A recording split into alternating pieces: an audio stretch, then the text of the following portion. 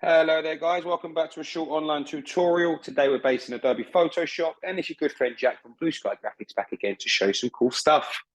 What I'd like to do today guys is show you how to create this color splash effect within Adobe Photoshop. A very simple process for you to follow, and as you can see, a really cool effect that you could apply to all types of imagery. The question is, how do we do it? And that's why we're here today. Okay, so just going to open up my layers window here. I'm just going to move these two top layers here like so, and start off with the original image. Okay, so the first thing that I would need to do is to apply an adjustment layer of hue and saturation. So if I come to my adjustment layers here, and I come to hue and saturation. Now what we need to do is change the master here to red to only focus on the red options within this image. And what I'm going to do now is take the saturation right down to -0. Basically taking the saturation all out. And as you can see in the image, only the red parts have been affected.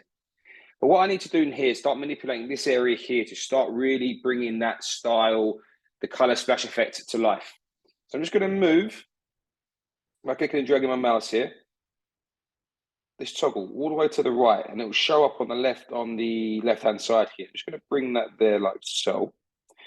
Then I'm going to take this one here and just start to move this, and as you can see, the red starts to come back, like so. Wonderful. And now what I need to do is add another adjustment layer of curves. And let's just manipulate this curving element here, just to get the styling I want. Maybe come down here. There we go. Like so.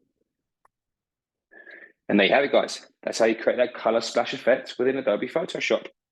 If you're interested in finding out more about the school, the course that we offer, please take a look at our website at blueskygraphics.co.uk. Thank you very much, guys. Take care, and I'll see you next time.